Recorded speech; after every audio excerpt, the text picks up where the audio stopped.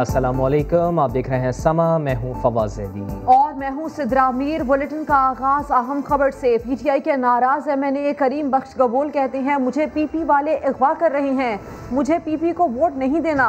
करीम गबोल ने गुज़श्ता रोज तहरीके इंसाफ को वोट ना देने का ऐलान किया था।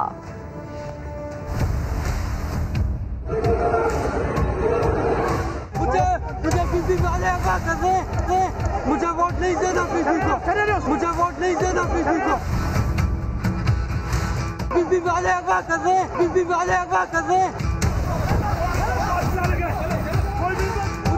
मुझे PP वाले अगवा कर रहे हैं, मुझे वोट नहीं देना PP को, मुझे वोट नहीं देना PP को। मज़ीद जानते हैं समा के नुमाइंदे संजय साधवानी हमारे साथ मौजूद हैं। संजय, तफसील से बताइएगा, गुज़िश्ता रोज़ जो करीम बख्श गबोल ने मौक़िफ़ इख्तियार किया, आज वो ये कह रहे हैं कि उन्हें पाकिस्तान पीपल्स पार्टी वाले अगवा कर रहे हैं, उन्हें पाकिस्तान पीपल्स पार्टी को वोट नहीं देना। क्या सूरत हाल है, तफसील से बताइए। देखें फवाद, सेनेट इलेक्शन में बंदे तोड़ने का जो रवाज है वो सिंध में इस वक्त जारी है। पाकिस्तान पीपल्स पार्टी ने कोशिश की थी और पाकिस्तान तहरीक इंसाफ के 3 अरकान को मुनरिफ करने में कामयाब हुई थी, लेकिन उसमें एक अरकान अब पाकिस्तान तहरीक इंसाफ के साथ वापसी मिल गया है। गुज़िश्ता रोज़ जो करीम बख्श गबोल ने वीडियो बयान दिया था, मेरे पास पक्की खबर है, मेरी ज़ाती इतलात हैं कि वो पाकिस्तान पीपल्स पार्टी के एक रहनुमा की राइश गाँव कर मौजूद थे। तीनों अरकान वहाँ मौजूद थे जहाँ पर ये बयान रिकॉर्ड कराया गया। उसमें करीम बख्श गबोल ने, क्योंकि वो खुशी से पीपल्स पार्टी के पास गए थे, तीनों MPs मुलाकात में मुशरिक थे और उनके जो मुतालबात थे मंजूर हुए थे, जिसमें ये वीडियो बयान दिया था कि मैं पाकिस्तान तहरीक इंसाफ को वोट नहीं दूंगा, अपने ज़मीर के मुताबिक। नहीं संजय, जब सब कुछ अच्छा चल रहा था तो फिर ये अचानक तब्दीली कैसे आ गई? देखें, इस वक्त की जो इतलात हैं, क्योंकि नई डेवलपमेंट सेनेट में होती रहती हैं फवाद, अब पीपल्स पार्टी के जो अरकान हैं वो भी ये सोच रहे हैं कि क्या PTI हमारे साथ हाथ तो नहीं कर गई, कि PTI ने अपने अरकान रुकन को हमारे पास भेजा हो और कहा हो कि मैं पहले PTI के खिलाफ बात की और फिर ऐवान में आकर उसने बयान दे दिया कि मुझे PP वाले अगवा कर रहे हैं, मैं PP को वोट देना नहीं चाहता। अब बाहर की गई बातें और ऐवान में की गई बातों की एक अलग माने होती है। ऐवान में जो बात की जाती है वो रिकॉर्ड का हिस्सा बन जाती है और आज करीम बख्श गबोल ने सिंध असम्बली के ही जो स्पीकर थे उनसे ये मुखातिब होते हुए ये कहा कि मुझे अगवा किया जाता रहा। ये बात ऐवान के अंदर हुई।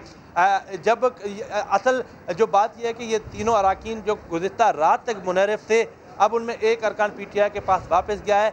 वो तीनों अरकान सिंध असम्बली एक ही गाड़ी में सवार होकर आए, एक ही बंगले से आए, एक ही जगह उन्होंने सुबह नाश्ता किया था, वहाँ से सिंध असम्बली आए। जब सिंध असम्बली आए तो पाकिस्तान पीपल्स पार्टी की जानिब से GA भुट्टो के नारे लगाए गए और ऐवान में नारेबाजी शुरू हुई। ये तीनों अरकान पीपल्स पार्टी के अरकान। संजय, बड़ा अहम मामला है और बड़ी अहम आप इत्तलात हमें दे रहे हैं, हमारे साथ ही मौजूद रहिएगा, लेकिन अपने देखने वालों को ज़रा याद दिला दें कि गुज़िश्ता रोज़ करीम बख्श गबोल का क्या मौक़िफ़ था।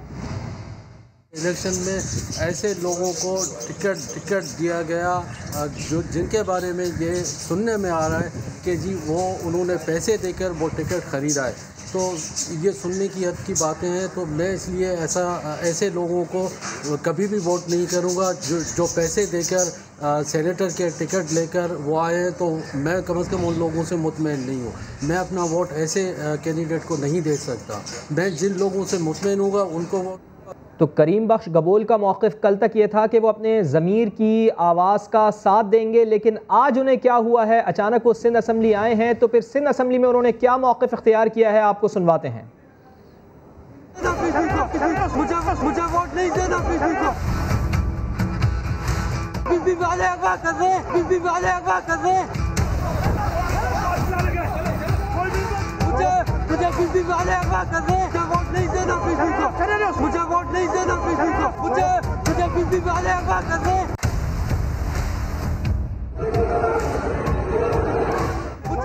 तो करीम बख्श गबोल का गुज़िश्ता रोज़ का मौक़िफ़ भी हमने आपको सुनवाया कि जिसमें वो ये कह रहे हैं कि वो अपनी ज़मीर की आवाज़ का साथ देंगे। बाहर से लोगों को लेकर आया जा रहा है और फिर उन लोगों को वोट दिलवाया जा रहा है, तो वो पार्टी पॉलिसी के ऊपर नहीं चलेंगे। बाहर से जो लोग आए हैं उन्हें हरगिज़ वोट नहीं देंगे। लेकिन आज बिल्कुल अलग बात हुई है, आज बिल्कुल अलग सूरत हाल देखने में आई। पाकिस्तान तहरीक इंसाफ के रुकने सूबाई असम्बली करीम बख्श गबोल आज जब असम्बली में आए तो उन्होंने ये मौक़िफ़ इख्तियार किया कि उन्हें पाकिस्तान पीपल्स पार्टी के कुछ लोगों ने अगवा किया है और वो पाकिस्तान पीपल्स पार्टी को हरगिज़ भी वोट नहीं देंगे। तो ये दोनों मौक़िफ़ जिसमें तज़ाद देखने में आ रहा है करीम बख्श गबोल का, तो अब देखना ये है कि वो किसको वोट देते हैं, किसको वो उनका वोट जाता है, ये अभी फैसला होना बाकी है। कल तक हमें इसका इंतज़ार करना होगा। साबिक़ secretary election commission Kanwar Dilshad साहब भी हमारे साथ मौजूद हैं, उनसे भी बात करते हैं। कंवर दिलशाद साहब, बहुत शुक्रिया आपके वक्त के लिए। एक रुकने असम्बली जिसको मजबूर किया जा रहा है कि पार्टी लाइन से हट के वो किसी और को वोट दे, तो इस सूरत हाल में आप क्या समझते हैं कि रुकने असम्बली को इस तरह दबाव में लेकर आना, कोई कार्रवाई हो सकती है किसी के खिलाफ अगर वो नामजद करें किसी लोगों को? ज़ाहिर है कार्रवाई तो इलेक्शन कमीशन पाकिस्तान को करनी चाहिए और इलेक्शन कमीशन पाकिस्तान का ये ज़ाब्ता इखलाक की खिलाफ वर्जी हो रही है। और लेकिन हमारी इतला के मुताबिक इलेक्शन कमीशन पाकिस्तान ने एक्शन ले लिया है और उन्होंने इस पर भी कार्रवाई कर दी है। लेकिन हम आपकी वसातत से ये कहेंगे कि इलेक्शन कमीशन पाकिस्तान को ऐसे मामलात में डीजी रेंजर की खिदमात हासिल करनी चाहिए। अच्छा। आइन के आर्टिकल 220 के तहत इलेक्शन कमीशन पाकिस्तान हर इदारे की जो है उसे मामलत ले सकता है।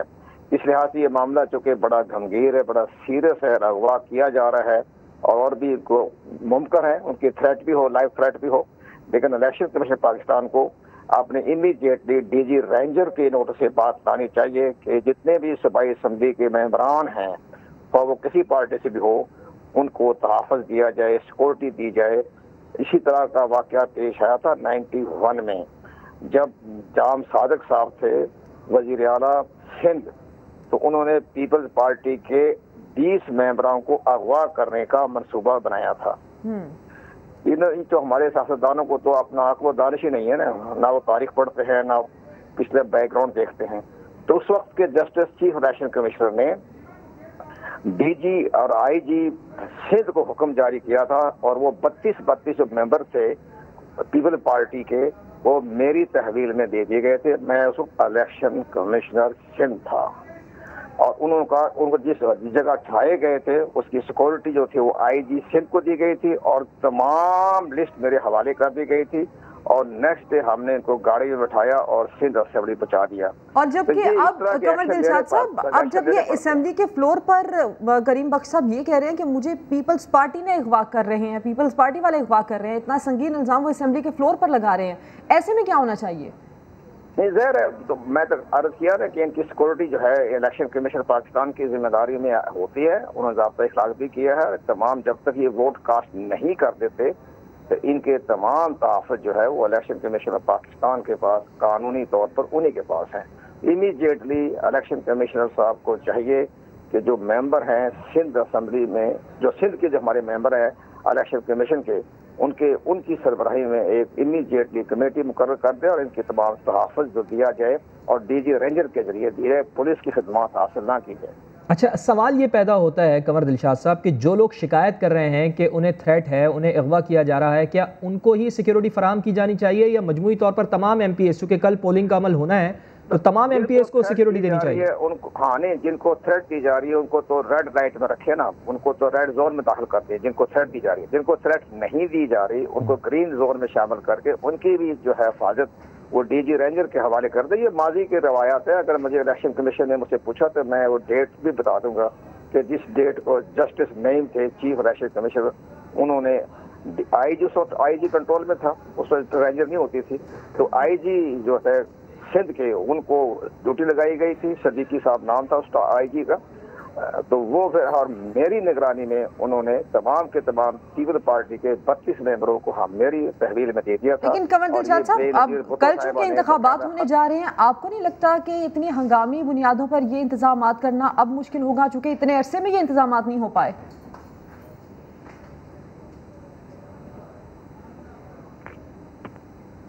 सर, आपको आवाज आ रही है? राबता हमारा मुनक़ता हो गया कंवर दिलशाद साहब से, लेकिन उनका ये कहना है कि हंगामी बुनियादों पर ऐसे अफराद जिनको के थ्रेट्स हैं, जो कि ये इल्ज़ाम भी लगा रहे हैं, उनको सिक्योरिटी फराहम करनी चाहिए और माजी में भी ऐसा होता आया है।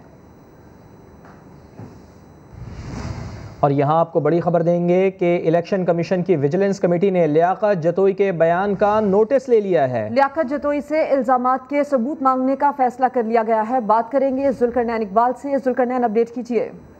देखिए, अदालती राय जो कराई थी उसके नतीजे में विजिलेंस के लिए और करप्शन के खात्मे के लिए इलेक्शन कमीशन ने आज ही विजिलेंस कमेटी कायम की थी और उस कमेटी ने अपने कयाम के बाद एक बड़ा फैसला किया और लियाकत जतोई के जो 35 करोड़ रुपए में टिकट बेचने का इल्जाम था उसका नोटिस ले लिया और कमेटी ने यह फैसला किया है कि लियाकत जतोई को बाज़ाब्ता तौर पर खत लिखकर तमाम शवाहिद उनसे मांगे जाएंगे और साथ ही साथ कमेटी ने यह भी अवाम से भी अपील की है और तमाम हलकों से भी कि जिसके पास भी कोई वोटों की खरीदो फरोख्त के हवाले से या किसी के हवाले से ये इतला हो कि वो पैसे उसने लिए और वोट डालने के लिए नहीं आएगा, अगर शवाहिद साथ ठोस मौजूद हैं तो इलेक्शन कमीशन को आगाह करे। इलेक्शन कमीशन की जो विजिलेंस कमेटी है वो इस हवाले से तहकीकात करके जो भी नतीजा होगा उससे पब्लिक को भी आगाह करेगी। तो ये पहला बड़ा इकदाम है विजिलेंस कमेटी के कयाम के फौरी बाद जो सामने आया है, जो 35 करोड़ रुपए में सैफुल्लाह अब्रो को टिकट बेचने का इल्जाम था उसके हवाले से शवाहिद मांग लिए लियाकत जतोई से। खबर की तफसील के लिए आपका शुक्रिया जुल्करनैन इकबाल। ये खरीदते हैं, ये बेचते हैं, ये जरदारी माफिया है। हलीम आदिल शेख सिंध असेंबली वाक़े के बाद मीडिया से गुफ्तगू में फट पड़े। इलेक्शन कमीशन से मुतालबा किया है कि जदीद टेक्नोलॉजी का इस्तेमाल किया जाए, खरीदो फरोख्त माफिया का रास्ता रोका जाए। ये लुटेरे तेरे, ये डाकू, ये जरदारी माफिया है जिन्होंने आज तय कर दिया कि सिंध का एमपी अभी बिकाऊ है। चूंकि 13 साल से ये बिकाऊ रहनुमा जो बेचते भी हैं, जो खरीदते भी हैं, आज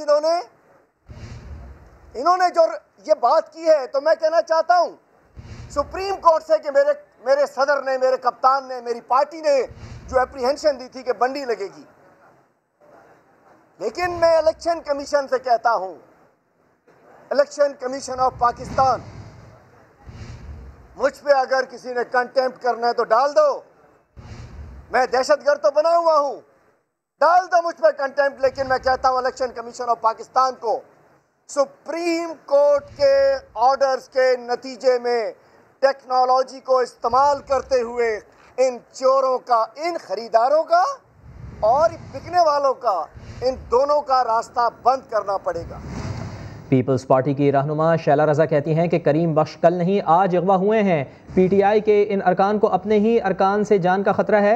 हलीम आदिल हल्के में नाकाम हो गए तो अब असम्बली में ये करेंगे। पीटीआई की एक खातून ने हमें नोचा और धक्के दिए, ये गलत रिवायत डाली गई है। असेंबली का सेशन जारी था कि पीछे से आवाज़ें आईं और पलट के देखा तो खुर्रम शेर जमान और बिलाल गफ्फार और ये सब जो थे उस शख्स को पकड़े हुए थे और गले से पकड़े हुए थे, और जब घसीटते हुए उसे लाए हैं तो मेरी तरफ से तो मैंने हाथ से रोका कि प्लीज़ ये नहीं करो बिलाल। तो मुझे आप लोग कैमरे में देख सकते हैं कि मुझे कितनी ज़ोर से धक्का दिया गया और फिर वो उस पर तशद्दुद इतना बढ़ा कि लग रहा था कि उसको पता नहीं क्या हो जाएगा, और फिर दूसरे मेंबर्स उसको बचाने पहुँचे। हमने आज ये भी देखा कि कुछ एक खातून अपने जुस्से का फ़ायदा लेते हुए ना सिर्फ धक्का दे रही थी बल्कि नोच भी रही थी। पीटीआई के ये मेंबर्स से उस मेंबर का गबोल जो है उनकी जान को ख़तरा है। मैं समझती हूँ कि अगवा तो वो आज हुए हैं, वो तीनों मेंबर खुद आए थे।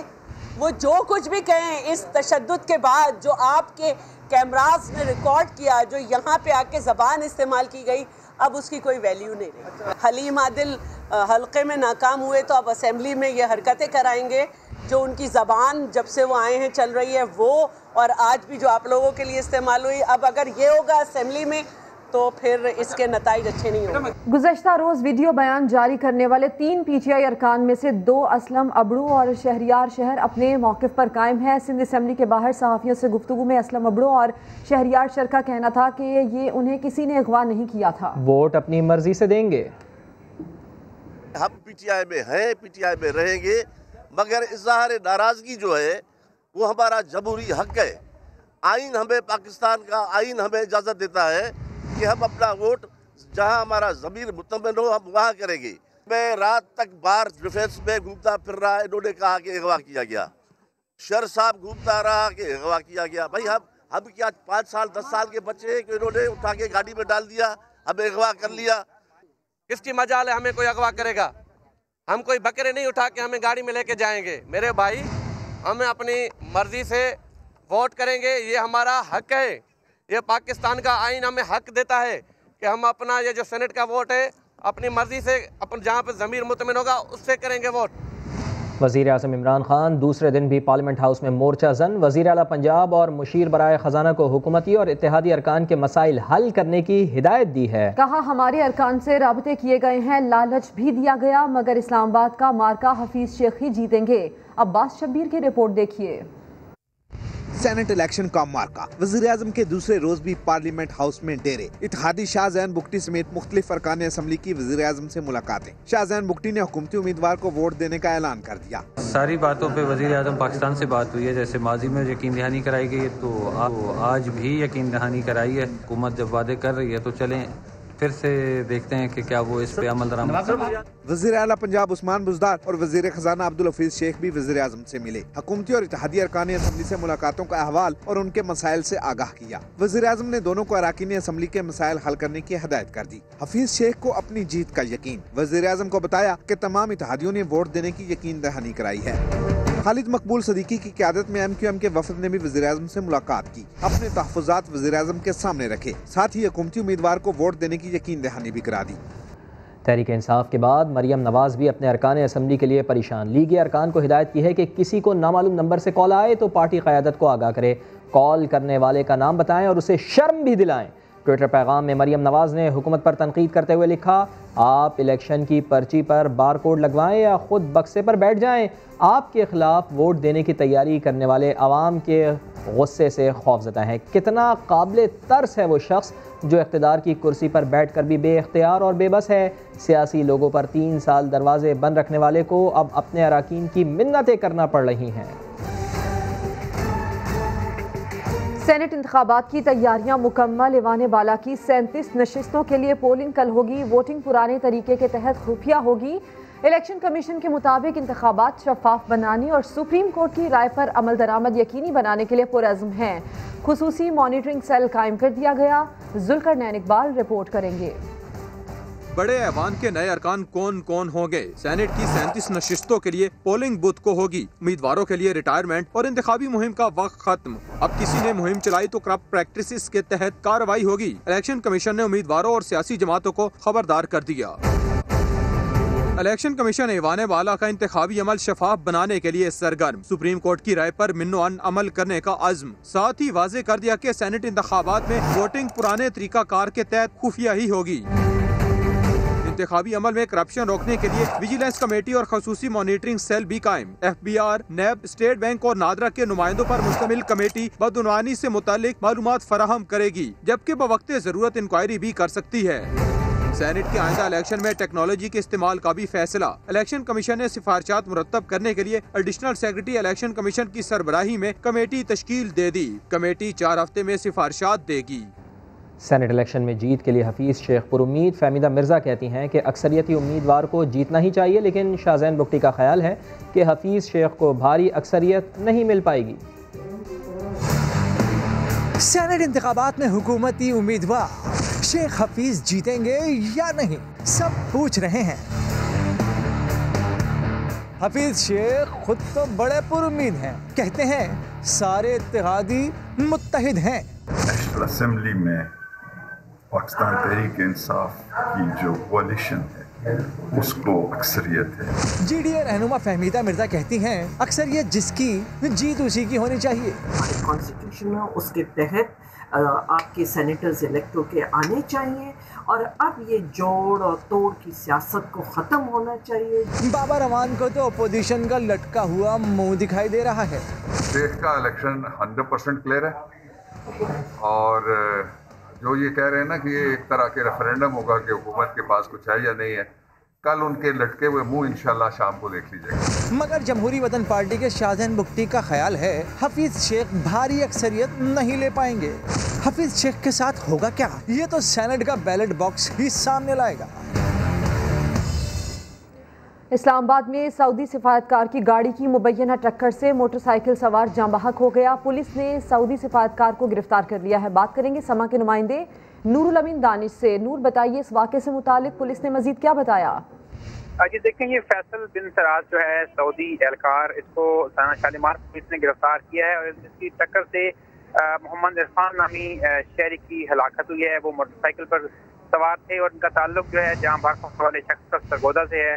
उनकी लाश को फिल्म मुंतकिल किया गया था, जहाँ से उसको उनके आबाई गाँव सरगोदा मुंतकिल किया गया है। पुलिस जो है वो मुकदमा भी दर्ज करेगी, लेकिन पुलिस का ये कहना है कि जैसे हमें इंदराज मुकदमा की दरख्वास्त मौसूल होती है उसके बाद कानूनी कार्रवाई की जाएगी। ठीक, तफसील के लिए आपका शुक्रिया नूरुल अमीन दानिश।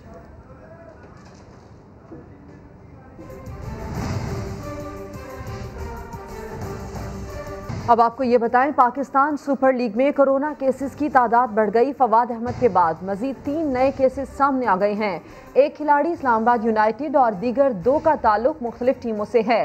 डायरेक्टर मीडिया समीउल हसन बर्नी का कहना है कि इस्लामाबाद और कोयटा का मैच शेड्यूल के मुताबिक होगा। मैचेस को कम करने का कोई ऑप्शन जेरे गौर नहीं है। आज शाम का मैच है कोयटा ग्लैडिएटर्स और इस्लामाबाद यूनाइटेड का। That will go ahead as scheduled. जो 244 PCR टेस्ट हैं उनमें से 3 पॉजिटिव्स हैं। इन 3 में 2 फॉरेन प्लेयर्स हैं और 1 लोकल सपोर्ट स्टाफ है। क्योंकि ये गेम्स अभी नेशनल स्टेडियम पे हो रहे हैं तो नेशनल स्टेडियम के स्टाफ के भी टेस्ट हुए हैं। मैचेस को रीशेड्यूल करके मिनिमाइज करने का कोई ऑप्शन आपके पास है इस वक्त? जी नहीं, ऐसा कोई ऑप्शन नहीं है, क्योंकि हमने जो एग्रीमेंट्स किए हैं वो 34 मैचेस के किए हुए हैं। अगर आपको याद हो तो लास्ट ईयर भी हमारे 30 मैचेस हुए थे, फिर हमने बाकी 4 मैचेस बाद में। लाहौर के इलाके गुलशन रावी की मलिक मनीर रोड पर 5 साल से टूट-फूट का शिकार है। हादसात मामूल बनते जा रहे हैं। वहीं के रिहायशी हाजी सरफराज बोलो लाहौर में सड़क का अहवाल बता रहे हैं। इंतजामिया से मसले को हल करने की अपील भी कर रहे हैं। हाजी सरफराज मेरा नाम है, गुलशन रावी का रिहायशी हूँ मैं। ये सड़क बंद रोड से लेके हसन चौक तक ये ऐसे ही टूटी फूटी हुई है। ये सड़क टूटे हुए 5 साल हो गए हैं। गाड़ी ऐसे चल रही है जैसे मैं पहाड़ी इलाके में आ गया हूँ, पथरीले इलाके में। खड्डों की वजह से अक्सर एक्सीडेंट यहाँ पे होते हैं। जो भी इधर से गुजरता है वो बड़ी तकलीफ से गुजरता है। किसी मरीज को लेके जाना हो तो बहुत मुश्किल काम है। यहाँ से इतनी इधर तंगी है, लोगों के घरों में मनों के हिसाब से मिट्टी पड़ी हुई है। ये घर को ताला लगा हुआ है, वो घर छोड़ के चले गए हैं। ये पीछे वाला घर देखें, उसके पीछे वाला देखें, कोई भी यहाँ पे रहने को तैयार नहीं है। यहाँ के जनाब हमाद साहब ने वो नहीं इस चीज़ पे तवज्जो दे रहे, मियाँ असलम इकबाल साहब ने तवज्जो दे रहे। कितनी बार इन सब लोगों को बुलाया है, कोई भी इस बात पे काम करने को राज़ी नहीं है। लाहौर में कचरा उठाने वाली मशीनरी तो पहले ही ख़राब थी। सफाई करने वालों ने भी शहर साफ करने से इनकार कर दिया है। 3 माह से तनख्वाहें ना मिलने पर मुलाजमीन सड़कों पर आ गए। शाहीन शहजादी की रिपोर्ट देखिए।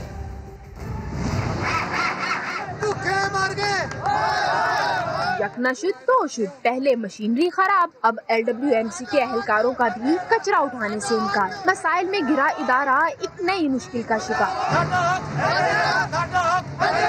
3 माह से तनख्वाहें न मिली तो मुलाजमीन अपने हक के लिए सड़कों पर निकल आए। इस तरह से कर रहे हैं काम जैसे हम गधे होते हैं। वो गधे होने के बावजूद, इतनी मेहनत करने के बावजूद हम अपने बच्चों को रोटी खिला रहे हैं मांग मांग के। किसी 100 मांग, किसी 50 मांग। इनसे सैलरी मांगो तो ये हमें मारने पे आते हैं।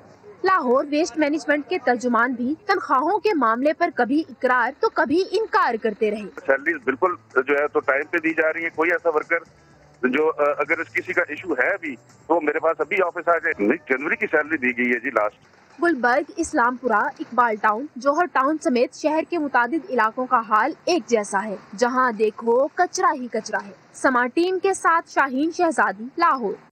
वज़ीर आज़म इमरान खान की जानिब से अरकान असम्बली के एजाज़ में सोहराना। वज़ीर आज़म ने कहा इंशाअल्लाह फतह हमारी होगी। बात करेंगे अब्बास शब्बीर से। अब्बास, वज़ीर आज़म ने इस मौके पर और क्या कहा? देखिए, वज़ीर आज़म की तरफ से अरकान के एजाज़ में आज जोराना दिया गया था।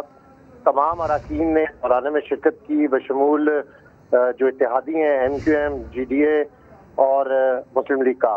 वज़ीर आज़म ने जोराने से खिताब किया है और कहा है कि इंशाल्लाह फतह हमारी होगी। पहले सेनेट में हमारे पास इतनी सीट्स नहीं थी, लेकिन अब हमारी सेनेट जो है वो आवाज़ बनेगी। हफीज़ शेख कामयाब होंगे। साथ साथ वज़ीर आज़म ने कहा कि इस बार सेनेट में भी हमारी तादाद ज़्यादा होगी और तमाम मामलात बहुत अच्छे तरीके से चलेंगे। आज जोराने में एक यूसुफ रज़ा गिलानी की तरफ से जो वज़ीर आज़म को और अरकान असम्बली को वोट के हवाले से जो खत भेजा गया था, उसका जवाब आज इस जोराने में दिया गया है। खत के जरिए तमाम अराकीन से उस पर दस्तखत करवाए गए हैं और उस खत में लिखा गया है कि यूसुफ रज़ा गिलानी करप्ट हैं और पहले भी उनके ऊपर केसेस रहे हैं।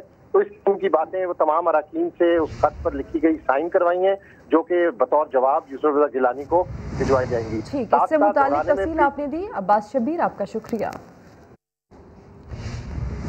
मुर्गियों की जानलेवा बीमारी मुल्तान पहुंच गई है। रानीखेत से पोल्ट्री फार्म उजड़ने लगे, मालिकान माली नुकसान की वजह से शदीद परेशानी का शिकार हैं। आसिफ बलोच की रिपोर्ट। सिंध के बाद मुल्तान में रानीखेत की वबा आउट ऑफ कंट्रोल। 15 रोज के दौरान हजारों मुर्गियां हलाक हो गईं। मुर्गियों को लाक मोहलिक बीमारी से पोल्ट्री की सनत शदीद मुतासिर हुई। रानीखेत की बीमारी की वजह से हमें करोड़ों का नुकसान हो गया। गवर्नमेंट को चाहिए कि मेहरबानी करे, हमारे लिए खुराक सस्ती करे, वैक्सीनेशन सस्ती करे। मुर्गियों की सप्लाई कम होने से ब्रायलर गोश्त की कीमतों में भी इजाफा हो गया। एक माह के दौरान चिकन की कीमत 250 से बढ़कर 350 रुपये फ़ी किलो हो गई, जबकि महकमे लाइव स्टॉक बीमारी से बचाव के लिए एहतियाती तदबीर इख्तियार करने के मशवरों तक महदूद है। वायरस की बीमारी है, बेहतर यही होता है कि वैक्सीन का जो प्रॉपर शेड्यूल है वो फॉलो किया जाए ना। तो उनको हम बिल्कुल गाहे बगाहे उनके साथ भी मीटिंग भी की जाती है, फार्मर्स के साथ। फार्मर्स का कहना है कि रानीखेत की बीमारी पर मुस्तकिल काबू ना पाया गया तो पोल्ट्री की सनत को मजीद नुकसान का सामना करना पड़ेगा। कैमरामैन अकमल खोकर के साथ आसिफ बलोच, समा, मुल्तान। आपको लिए चलते हैं मोहनजोदड़ो, जो फ़न तामीर का शाहकार था। 5000 साल कदीम ये शहर बेहतरीन मनसूबाबंदी का नमूना है। जमजम सईद की रिपोर्ट।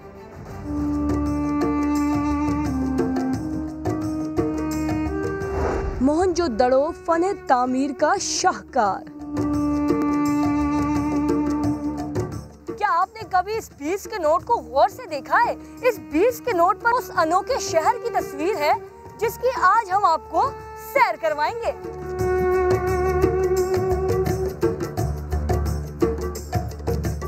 पाँच 5000 साल कदीम ये शहर बेहतरीन मंसूबा बंदी का नमूना है, जहाँ कुशादा गलियों के साथ नकासी आब का निज़ाम मौजूद था। उनकी नालियाँ ढकी हुई थी, जो भी बारिश का पानी होता था या जो सेवरेज सैनिटेशन का पानी होता था वो निकल जाता था। करीबी गांव में आज भी मिट्टी के खिलौने और मोहनजोदड़ो से मिलने वाले नवादरात की नकल बनाई जाती है, जिन्हें यहाँ पर आने वाले सयाह अपने साथ यादगार के तौर पर लेकर जाते हैं। 5000 साल पुरानी जो है मूर्ति मिली थी मोहनजोदड़ो में, क्योंकि 1922 में जब खोदाई हुई तो इंडिया और पाकिस्तान बिल्कुल इकट्ठे था। जब 1922 में इसकी खोदाई की, ये हमें डीके एरिया से ये किंग प्रिस मिला है और डांगसंगर जो है वो हमें एशार एरिया से मिला था। दुनिया भर से अपने फन में महारत रखने वाले अफराद खुशहाली और तरक्की का मॉडल देखने मोहनजोदड़ो आया करते थे, लेकिन वक्त की करवट ने इस शहर को खंडरात में तब्दील कर दिया। कोई नहीं जानता कि इतनी तरक्की याफ्ता और फलती फूलती तहजीब को जवाल कैसे आया। महकमा आसार कदीमा के मुताबिक 700 एकड़ पर फैले इस खजाने का अब तक सिर्फ 20% हिस्सा खोजा जा चुका है। यहाँ के खंडरात देखें तो आपको उन तमाम तर सहूलियात के निशानात मिलेंगे जो उस दौर में इंसान तस्वुर भी नहीं कर सकता था। कैमरामैन एम कामरान के साथ जमजम सईद, सामा, मोहनजोदड़ो, लाड़काना। और इस्लामाबाद के बाजारों में तीर कमान और तलवारें खुलेआम फरोख्त होने लगी। वालिदैन बच्चों को रोकने की बजाय खुद उन्हें पुराने जमाने का जंगी सामान खरीद कर दे रहे हैं। माजरा क्या है, बता रहे हैं जहीर अली खान।